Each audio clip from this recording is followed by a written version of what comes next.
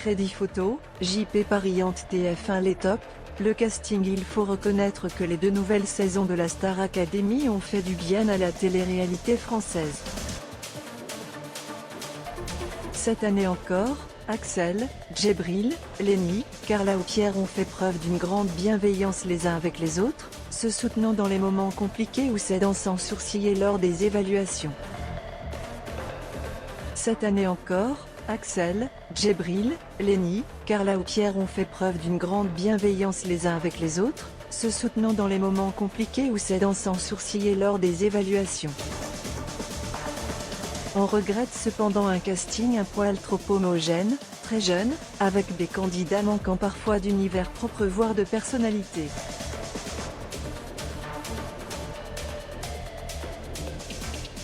Les répétitrices sans conteste, Marlène Schaff et Lucie Bernardoni ont éclipsé les vrais professeurs cette saison plus que jamais. Complices, drôles, empathiques, professionnelles et rigoureuses, les 2 répétitrices ont formé un binôme de choc, créant un lien fort avec les élèves et le public, telles de grandes sœurs, tout en leur donnant de précieux conseils techniques ou de vie pour s'améliorer au fil des semaines. Le tout dans la joie et la bonne humeur, et parfois beaucoup d'émotions. Elles méritent une meilleure exposition et une place à la table des profs, tant lors des évaluations que lors des primes. Les masterclass, c'est l'élément clé de l'apprentissage au sein de la Star Academy nouvelle génération. Quand les stars, issues du théâtre, du cinéma ou de la musique, viennent partager leur parcours, donner des conseils et faire évoluer les apprentis chanteurs, souvent la magie se crée. On pense à la superbe masterclass de Woodkid sur la liberté artistique et l'importance du visuel, le coaching émouvant de Lara Fabian, qui a tout pour devenir directrice l'an prochain, la venue marquante d'Ise ou encore Vita, marraine hyper investie, qui a même passé une journée complète et participé aux cours de sport ou de chant avec les élèves. Les masterclass ont prouvé que le programme n'a pas forcément besoin de stars internationales pour créer des moments forts. Le player Dailymotion est en train de se charger.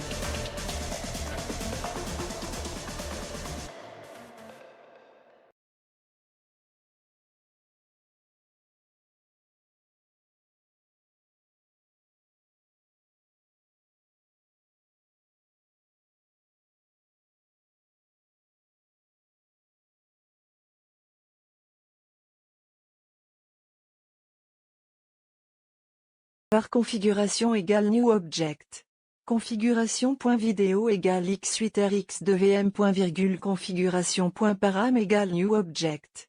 Configuration.param.aspect-ratio égale 16:2.9. Configuration.param.mute égale true. Configuration.param.enabledMlogo égale false. Dailymotion.create player my Player.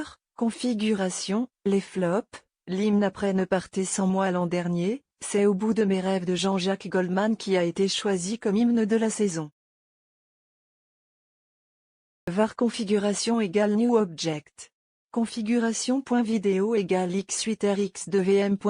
Configuration.param égale new object. Configuration.param.aspect-ratio égale 16:2.9. Configuration.param.mute égale true. Configuration.param.enabledMlogo égale false. Dailymotion.create player my Player. Configuration, les flops. L'hymne Après ne partez sans moi l'an dernier, c'est Au bout de mes rêves de Jean-Jacques Goldman qui a été choisi comme hymne de la saison. Pas trop facile qui n'a pas apporté grand-chose à la saison et aux primes.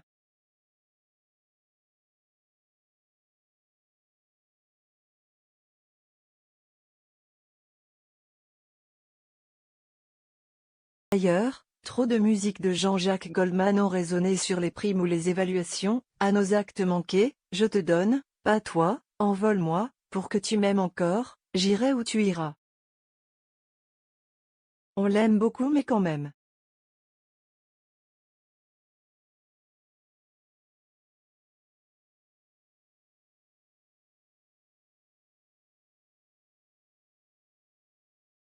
Prof, si le panel de professeurs avait été salué l'an dernier, l'absence de Yanis Marshall et Laure Ballon, au profit de Cécile Chaduto et Malika Benjeloun, a laissé un vide. Elles lisent dans leurs commentaires, les nouvelles recrues n'ont jamais vraiment trouvé leur place, ne parvenant pas à trancher ou à donner un point de vue critique pour aiguiller les élèves. Les débriefs ont souvent été sans saveur, tandis qu'Adeline Tognuti, élément fort du nouveau cru Star Academy, a été quasiment inexistante cette saison, la faute à un emploi du temps trop peu axé sur la technique de chant. Tour d'anciens profs, comme Kamel Wally, Armand Altaï et Oscar Sisto, a prouvé qu'on pouvait être cash et bousculer quelque peu les candidats, tout en étant bienveillant, pour créer des déclics et les faire progresser. Milite pour le retour de ses anciens à ses postes clés. À lire, Pierre, Star Academy, sa première chanson bouleverse déjà la France entière. Trop de règles. La mécanique d'une émission doit être simple pour embarquer le plus grand monde. Sauf que cette année, trop de nouvelles règles sont venues brouiller les pistes de semaine en semaine lors des évaluations.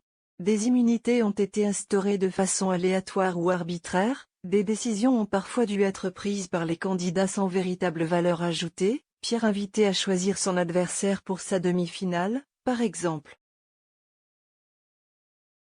Rebondissements pour pimenter la compétition ont pu perturber les téléspectateurs assidus, et donner l'impression que la production cherchait à intervenir pour favoriser ou défavoriser tel ou tel académicien. Notons aussi que la prime sur la tournée a été radicale pour Clara, éliminée de l'aventure et de la tournée. Une double peine pas franchement valorisante. Primes agréables à suivre, les quotidiennes ont mis en avant l'apprentissage, la vie au château et la bonne camaraderie de cette promotion 2023-2024e. Les primes du samedi soir ont eux été plus poussifs.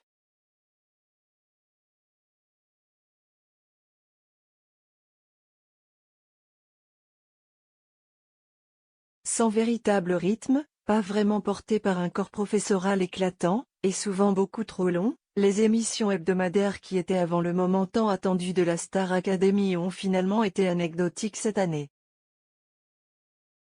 Sans véritable rythme, pas vraiment porté par un corps professoral éclatant, et souvent beaucoup trop long, les émissions hebdomadaires qui étaient avant le moment tant attendu de la Star Academy ont finalement été anecdotiques cette année.